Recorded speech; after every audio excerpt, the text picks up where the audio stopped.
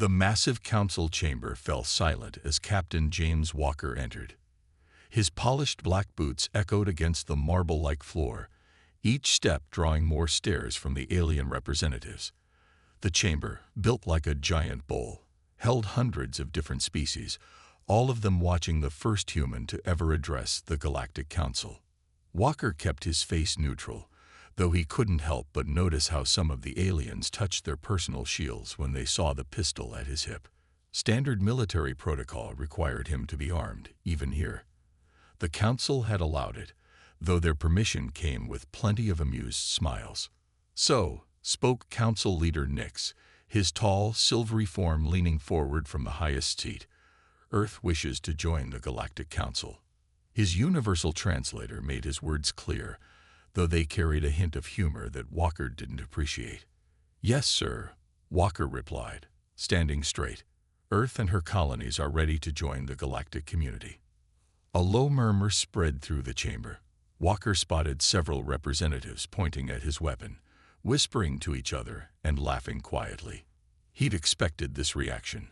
Earth's intelligence reports had warned him that the Council races considered themselves far too advanced for primitive projectile weapons. "Tell us," Captain Walker called out another Council member, a blue-skinned female, "why does your species still carry such ancient weapons? Surely you have developed energy-based technology by now." Walker nodded. "We have energy weapons, Council member, but we believe in keeping all effective tools at our disposal. Our history has taught us the value of diverse military capabilities." This caused outright laughter from several sections of the chamber. Even Council Leader Nix smiled broadly, his silver skin reflecting the chamber's lights. "Captain," Nix said, trying to sound diplomatic despite his obvious amusement, "you must understand. The Council races abandoned projectile weapons centuries ago. They're inefficient, primitive, and useless against modern shield technology. Your presence here is welcome, but perhaps Earth should advance a bit more before seeking full membership." Walker felt his jaw tighten, but he kept his cool.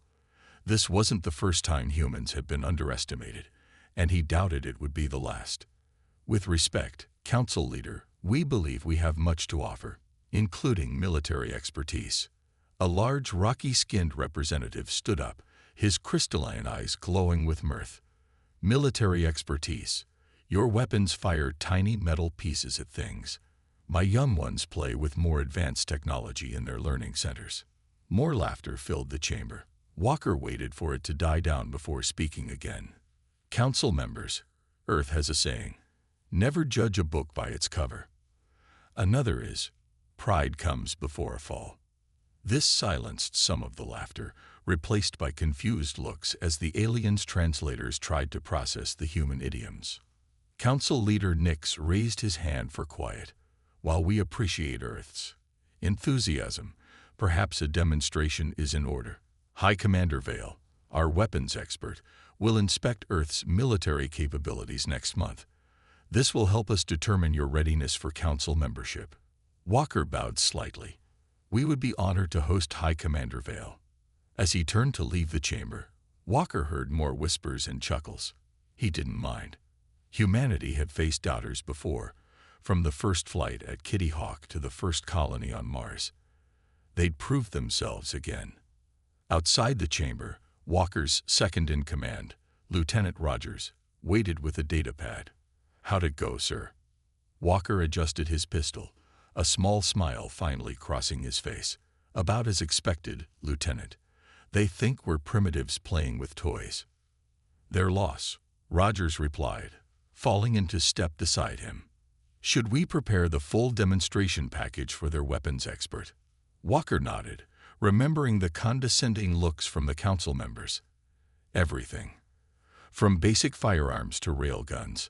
Let's show them why humanity never abandoned primitive weapons." He paused, then added, "and make sure the range is ready. I have a feeling High Commander Vale needs some hands-on experience with human ingenuity."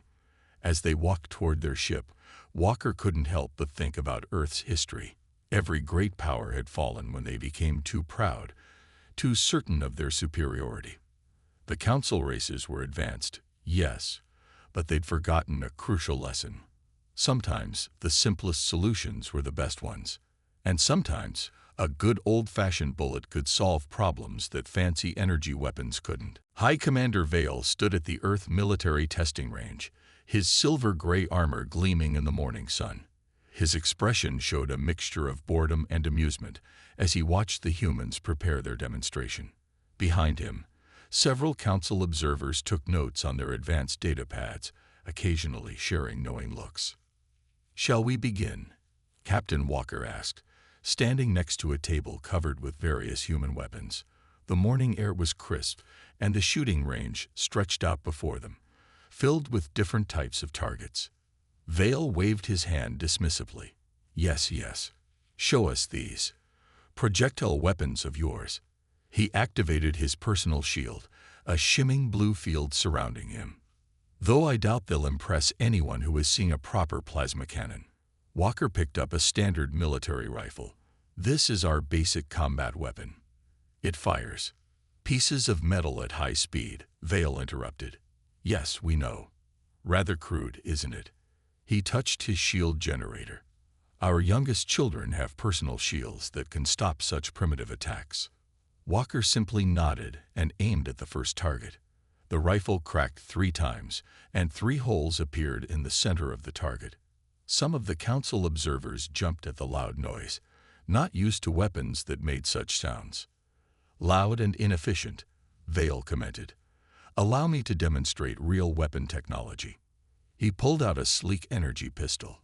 It hummed softly as he aimed at another target. A beam of blue light shot out, leaving a perfectly clean hole through the center. "Impressive," Walker admitted. "But let me show you something else." He walked over to a larger weapon mounted on a stand. "This is a rail gun. It uses electromagnetic forces to more projectiles." Vale sighed. "Captain Walker, you must understand. The Council abandoned such weapons centuries ago. They're outdated, obsolete." He gestured to one of his assistants, who stepped forward with a hovering display. "Look at this data. Our shields can stop anything moving at the speeds your weapons achieve." Walker watched as the display showed various simulations of projectiles bouncing off energy shields. "Interesting," he said. "Would you be willing to demonstrate?" Vale's expression turned slightly uncertain. "Demonstrate?" "Yes," Walker said, patting the railgun. "Stand downrange with your shield active. Let's see how it holds up." The council observers murmured among themselves. Vale's face showed a flash of concern before he covered it with a confident smile.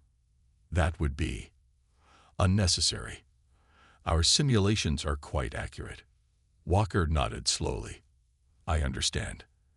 Then perhaps we could test your shields against some of our other weapons. We have quite a variety." "Like what?" Vale asked, his curiosity getting the better of him. Walker led them to another section of the range. "Shotguns, which fire multiple projectiles, explosive rounds, armor-piercing ammunition, different materials, tungsten, depleted uranium, some designed to fragment on impact." Vale's confidence seemed to waver slightly, all still primitive projectiles. "Yes," Walker agreed, "but sometimes primitive works best. Would you like to try firing one?" Vale looked at the rifle Walker offered, then at his fellow council members. "I suppose, for diplomatic reasons." Walker helped Vale position the rifle correctly. The High Commander's first shot went wide, the recoil catching him by surprise. His second shot hit the edge of the target. By the 5th shot, he was hitting closer to center. "Interesting sensation," Vale admitted, trying to hide his interest. "But still inferior to energy weapons." Walker collected the rifle. "There's an old saying on Earth, don't put all your eggs in one basket. We believe in having options." "And what happens when you face an enemy with shields that can stop all physical objects?" Vale challenged. "Then we'll use energy weapons," Walker replied calmly. "But until we meet an enemy that can stop everything we throw at them, we'll keep our options open. History has taught us that depending too much on any single technology is dangerous." Vale shook his head. The Council recommends Earth phase out these weapons. They have no place in modern warfare. As Vale and his team prepared to leave, Walker noticed something interesting. The High Commander kept glancing back at the firing range, and his hand traced the spot where the rifle had rested against his shoulder. Sometimes, Walker thought, the seeds of doubt were the best weapons of all. Sooner or later, the Council would learn why humans kept their primitive weapons. He just hoped they learned before they needed them. Emergency alarms blared through the Council chamber. The normal order was gone, replaced by chaos as representatives shouted over each other. Captain Walker stood quietly in a corner, watching the panic unfold. 3 more colonies lost. The blue-skinned delegate cried out. Our weapons had no effect.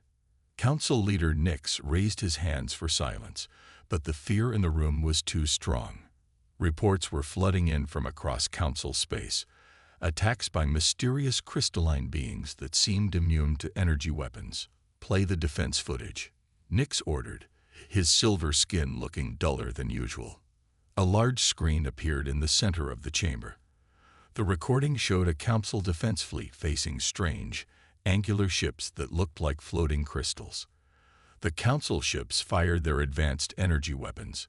Blue and green beams struck the crystal ships, but instead of doing damage, the energy seemed to flow through the crystalline hulls and then shoot back at the Council fleet. By the stars, someone whispered, they're using our own weapons against us. Walker studied the footage carefully. The crystal beings were like nothing he'd seen before. Their ships and bodies seemed to be made of the same material, a strange, translucent substance that absorbed and redirected energy. High Commander Vale appeared on the screen, looking shaken. Council members, these beings are unlike anything we've encountered. Their crystalline structure absorbs our energy weapons and reflects them back. Our shields cannot handle their redirected attacks. We've lost contact with the 7th Fleet, and colonies in 3 sectors are dark. The chamber erupted in more shouts. Walker noticed how the Council members touched their personal shields nervously, as if suddenly unsure of the technology they'd trusted for so long. What about physical attacks? Walker asked loudly, making heads turn. Has anyone tried using kinetic weapons? Vale's image looked uncomfortable. We don't have any. As you know, Captain, the Council phased out such primitive weapons long ago. Then perhaps, Walker said carefully, it's time to reconsider their value. A rocky-skinned representative, the same one who had laughed at human weapons a month ago, stood up. Are you suggesting we use your primitive guns against this threat? Crystal structures have natural weaknesses, Walker explained. They can shatter when struck with enough physical force. Energy weapons might pass through them, but a solid projectile. Absurd, someone shouted. We cannot lower ourselves to using such basic weapons. The debate might have continued, but another emergency signal cut through the chamber. A new hologram appeared. A Council defense station under attack. Everyone watched in horror as crystal ships surrounded it. The station's energy weapons fired, but each shot was absorbed and reflected back with devastating effect. The station's shields failed under their own redirected energy. But then something unexpected happened.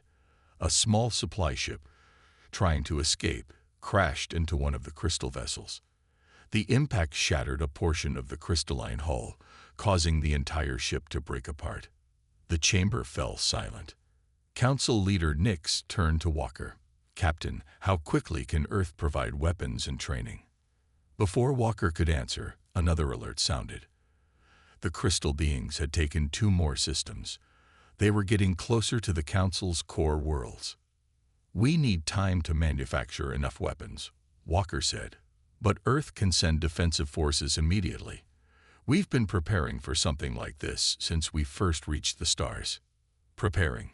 Vale's image asked. How? We never trusted that one type of weapon would be enough, Walker explained.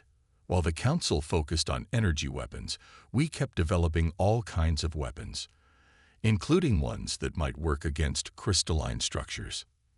Nick stood, his authority silencing the chamber. Captain Walker, I'm officially requesting Earth's help.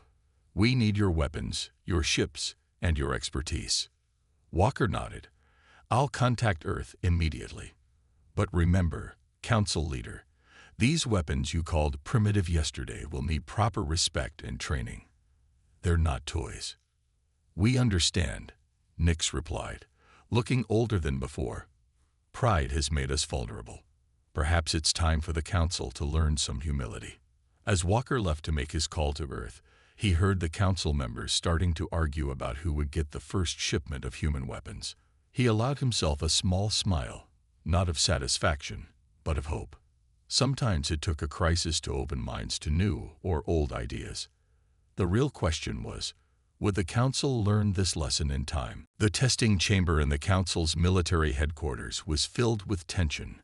Representatives from 20 different species watched as Captain Walker set up a demonstration. Behind a protective barrier, he placed a large crystal sample, the same material as the hostile being ships. This crystal was recovered from a destroyed enemy vessel, Walker explained, checking his rifle. Watch carefully. High Commander Vale stood nearby, his usual confidence replaced by worried attention. The recent losses had changed him. Proceed, Captain. Walker aimed his rifle at the crystal. The shot rang out, loud in the enclosed space. The crystal didn't just break. It shattered into hundreds of pieces. Gasps filled the room. Simple physics, Walker said, lowering his weapon. Crystalline structures have natural breaking points. Hit them hard enough in the right spot, and they fail catastrophically. But our sensors, one of the scientists started. Your sensors are designed to detect energy weapons, Walker interrupted. You've relied on them so long, you forgot to look for simpler threats. These crystal beings probably evolved the same way, becoming immune to energy attacks, but staying vulnerable to physical damage. Vale picked up one of the crystal shards. All this time, we thought we were so advanced. His hand trembled slightly. Our weapons just make them stronger. Show us more, Council Leader Nix demanded, leaning forward in his seat.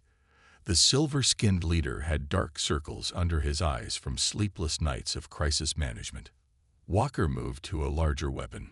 This is a railgun. It uses magnets to fire projectiles at extreme speeds. He aimed at another crystal sample. The shot made everyone jump. The crystal didn't just shatter, it turned to powder. By the stars, someone whispered. We have ships equipped with these weapons, Walker continued. But more importantly, we can modify your ships to carry them. Every Council vessel can be retrofitted with human weapons technology. How long? Nix asked. A few days per ship, if we work around the clock. Earth's factories are already producing weapons and ammunition. We'll need your manufacturing capabilities too. One of the older Council members stood up, his ridge-covered face showing disgust. This is humiliating. Using primitive weapons like savages. Walker turned to face him. With respect, Counselor, would you rather keep your pride or save your people? The chamber fell silent. On a large screen behind them, a map showed the crystal beings advance through Council space. 3 more systems had gone dark that morning. Pride, Walker said softly, is a luxury we can't afford right now. Vale stepped forward. Captain Walker is right. I've seen these weapons in action. A month ago, I thought they were toys. Now, he paused, looking at the destroyed crystal samples. Now I understand why humans kept them. Understanding isn't enough, Walker said. Your people need to learn how to use these weapons. They're not like energy weapons. They need different skills, different tactics. Teach us, Vale said simply. Walker nodded. Earth is sending military trainers. But you need to understand, this isn't just about the weapons. It's about changing how you think about warfare, about being willing to use whatever tools work, not just the most advanced ones. Nick stood up, his authority silencing the remaining whispers of protest. How quickly can we begin? Immediately, Walker replied. I have a training course set up next door. Who wants to learn first? Almost every hand in the room went up. Even the ridge-faced counselor, who had protested, raised his hand, though he looked unhappy about it. As Walker led them to the training area, he heard Vale talking to Nix. "We should have listened to them sooner," Vale said quietly. "Yes," Nix replied, "but at least we're listening now." Walker smiled slightly as he began setting up the training weapons. The Council was finally learning what humans had known for centuries, that true advancement meant keeping an open mind to all solutions, not just the flashiest ones. Looking at the determined faces around him, Walker felt hope for the first time since the crisis began. The Council races might be late to learn this lesson, but they were learning it well. Now they just had to hope they'd learned it in time to save their worlds. The bridge of the Earth battleship Thunder shook as another crystal ship exploded. Captain Walker watched the tactical display with intense focus. Around him, a combined crew of humans and Council species worked together, each bringing their own strengths to the battle. 3 more crystal ships approaching from Sector 7, reported Lieutenant Cole, her hand steady on the weapons controls. Beside her, Vale watched in amazement as human gunners targeted the enemy ships with rail guns and missile batteries. His silver armor now had attachments for human weapons, a sight that would have been unthinkable just weeks ago. "Aim for their junction points," Walker ordered. "Remember your training. Crystals break along their natural lines." The Thunder's main guns roared. Massive tungsten rounds slammed into the lead crystal ship. For a moment, nothing happened. Then cracks spread across its surface like spider webs, and the entire vessel shattered into space dust. "Beautiful shot," Vale said quietly. He'd learned to appreciate the raw effectiveness of human weapons. "The Council fleet is in position behind us." Walker nodded. This was the largest battle yet. 50 Earth ships working alongside 200 modified Council vessels. The crystal beings had pushed deep into Council space, but now they faced something new. An enemy they couldn't simply absorb and reflect. "All ships, execute Pattern Delta," Walker commanded. The human tactic was simple but effective. Surround the enemy and hit them from multiple angles, giving their crystalline structure no time to adapt. Earth ships moved with practiced precision, their hulls marked with both human and Council symbols. Council ships followed, their newly installed kinetic weapons adding to the barrage. The space around them, filled with tactical nuclear missiles, rail gun rounds, and old-fashioned explosive shells. "They're breaking formation," Cole reported. "The crystal ships are trying to retreat." Vale leaned forward. They've never retreated before. They're learning that they're not invincible anymore. The battle continued for another hour. When it ended, the sector was filled with crystalline debris, glittering like stars. Not a single human or Council ship had been lost. A dramatic change from the early battles. "Damage report," Walker called out. "Minor hull damage to 3 ships," Cole responded. "Railgun ammunition at 60%. Missile stocks at 55%. All crews reporting ready for pursuit." Walker turned to Vale. "Your Council ships." Vale checked his displays. "They're adapting well to the new weapons. Accuracy is improving. They're enjoying it, actually. There's something satisfying about physical weapons that energy beams never provided." Walker allowed himself a small smile. The Council races were proving to be quick learners once they got past their pride. Their natural abilities, combined with human weapons training, was creating something new. A fighting force that blended the best of both worlds. "Message from Earth Command," Cole announced. "The factories have doubled production of railgun ammunition. Council worlds are now manufacturing shells and missiles too. Supply lines are secure." "Good," Walker said, "because this isn't over yet. The crystal beings are falling back, but they're not defeated." Vale nodded grimly. "We've pushed them back from 3 systems this week, but they're still holding 7 others." "Then we keep pushing," Walker replied. "Earth is sending more ships. The Council factories are working around the clock. For the first time, we have them on the run." The Thunder's crew continued their work, humans and aliens working side by side. Walker watched them with pride. Just months ago, the Council had laughed at human weapons. Now they were eagerly learning every detail about ballistics, trajectories, and the simple beauty of kinetic impacts. "You know," Vale said thoughtfully, checking his personal sidearm, now a human-designed rail pistol, "I never understood why Earth kept these weapons until now. We thought we were so advanced with our energy weapons and shields." Walker nodded. "Sometimes the old ways are the best ways. The trick is knowing when to use them." "The crystal beings thought they were invincible," Vale continued, "just like we thought we were.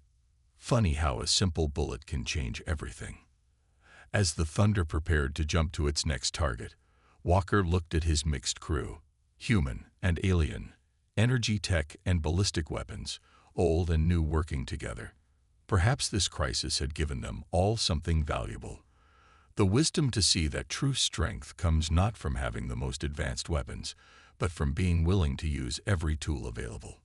The battle for Council space was far from over, but for the first time, they were winning. The training center on New Earth buzzed with activity.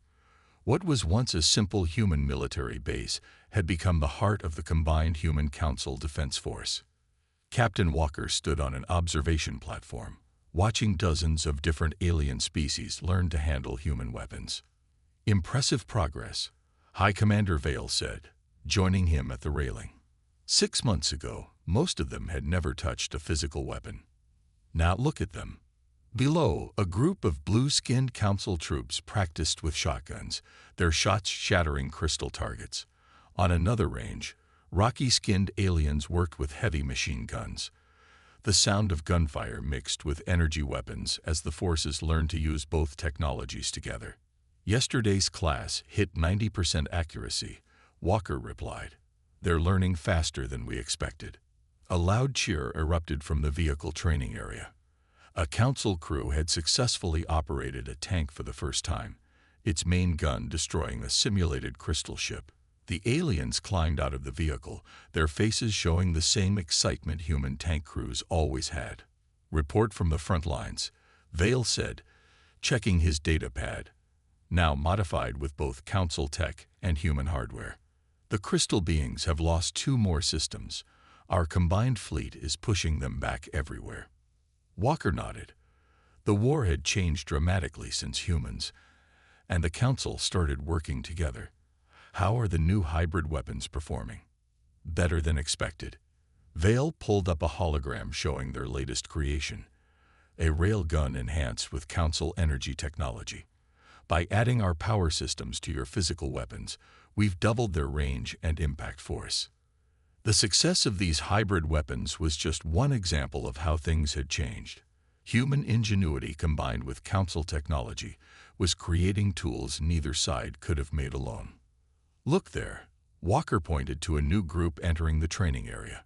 It was the same ridge-faced council member who had once called human weapons primitive. Now he was leading his people in rifle training, showing them proper stance and trigger control. "Times change," Vale chuckled. "Even the proudest among us had to admit we were wrong about human weapons." A loud alarm sounded, but it wasn't an emergency signal. It was time for the day's main event. The training floor cleared as a massive hologram appeared in the center. It showed their next target, a major crystal being stronghold. Officers from both human and council forces gathered around the display. Walker stepped down to address them, remembering how different things had been just months ago in the council chamber. "The crystal beings have fortified this system heavily," he began. "They've adapted their defenses, trying to counter our weapons. But we've adapted too." He highlighted key points in the hologram. "Earth ships will lead the assault with the new hybrid rail guns. Council ships will follow with modified missile systems. We hit them from all sides, just like we've trained." The alien officers nodded confidently. They'd learned human battle tactics well, adding their own experience to create new strategies. "One more thing," Walker added. "Intelligence suggests this might be their main base. If we take this system, we could end the war." Excited murmurs filled the room. Vale stepped forward, now wearing the uniform that combined council armor with human combat gear. Remember your training, Vale told the gathered officers. Use everything you've learned, both human weapons and council technology. Together, we're stronger than either of us alone. As the briefing ended and the officers returned to their training, Walker felt a deep sense of satisfaction. The council races had not only accepted human weapons, they'd embraced them, adding their own innovations to make them even better. Hard to believe they once laughed at our guns, Vale said, watching a group practice with sniper rifles. Walker smiled. Sometimes the best teacher is necessity. The crystal beings forced us all to learn new ways. Or maybe old ways. Old ways, new ways, Vale replied, checking his personal rail pistol, now enhanced with council power cells. What matters is using what works. The sounds of training continued around them. The crack of rifles, the thump of explosions, the hum of energy weapons. It was the sound of two civilizations learning from each other, growing stronger together. The crystal beings had no idea what was coming for them. The council chamber looked very different from the first time Captain Walker had entered it. Now, along with the advanced alien technology, human weapons hung on the walls as symbols of honor. Representatives wore uniforms showing both council and Earth insignias. The Crystal War had changed everything. Walker, now Admiral Walker, stood before the council to deliver his final report. The last crystal being stronghold had fallen 2 days ago. Victory was complete. The war is over, Walker announced, his voice carrying through the silent chamber. The crystal beings have surrendered. Their remaining ships are being dismantled under our supervision. Council leader Nix rose from his seat, his silver skin gleaming. Unlike before, there was no trace of superiority in his manner, only respect. Admiral Walker, Nix spoke, you stand before us not as a primitive species seeking membership, but as the saviors of the Council. Without Earth's weapons and tactics, we would have lost this war. High Commander Vale, standing beside Walker, nodded in agreement. We lost dozens of worlds before humans taught us to fight properly. Since combining our forces, we haven't lost a single battle. The chamber erupted in applause, a sound that would have been unthinkable a year ago. Walker remembered how they had laughed at his pistol during his first visit. Now, every council member wore a similar weapon, enhanced with their own technology. The council has voted, Nix continued after the applause died down. Earth will not just join the council. You will lead our combined defense forces. Your experience and wisdom are too valuable to ignore. Walker looked around the chamber. The same representatives who had mocked human weapons now carried them proudly. The ridge-faced counselor, who had called them primitive, was wearing a modified combat vest, his old robes replaced by a practical uniform. We accept, Walker replied, but only if we continue what we've started, combining human and council technology, learning from each other. Of course, Nix agreed. Our scientists are already working on new hybrid weapons. The rail guns powered by council energy cells are just the beginning. Vale stepped forward, activating a large hologram in the center of the chamber. It showed their newest creation, a massive warship that combined human design with council technology. This is the future, Vale explained. Human weapons, council shields, Earth armor, alien power systems, the best of both worlds. The chamber filled with excited discussion as council members examined the design. Walker watched with satisfaction. The change in their attitude wasn't just about weapons. It was about learning to respect different approaches, about understanding that newer didn't always mean better. There's an old saying on Earth, Walker addressed the chamber. Pride goes before a fall. But there's another saying too. Learn from your mistakes. The council has done both. Indeed, Nix replied. We learned humility. We learned that true advancement isn't about abandoning the old ways, but about knowing when to use them. The ceremony continued as Walker accepted his new position. He would command the combined fleet, teaching new generations of council races about human military tactics while learning their advanced technology. After the ceremony, Vale caught up with Walker in the corridor.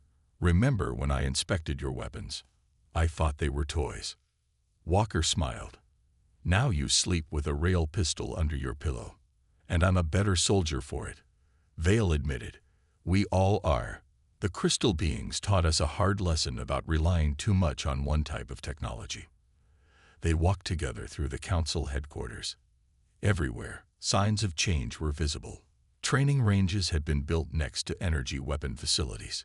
Young council members practiced with both human and alien weapons. The two civilizations had truly become one. "What's next?" Vale asked. Walker looked out a window at the stars. "We keep learning from each other. We stay ready. And most importantly," he patted the pistol at his hip, "we remember that sometimes the old ways are the best ways." In the distance, a new class of council recruits was practicing with rifles, their instructors a mix of humans and aliens. The sound of gunfire, once mocked in these halls, now represented the strength of unity. A reminder that progress didn't always mean abandoning the past. The galaxy was safer now, protected by forces that combined the best of human and council technology. And if any new threat emerged, they would face not just advanced energy weapons or primitive guns, but both, wielded by allies who had learned to respect each other's strengths. The council had stopped laughing at human guns. Instead, they had learned to use them.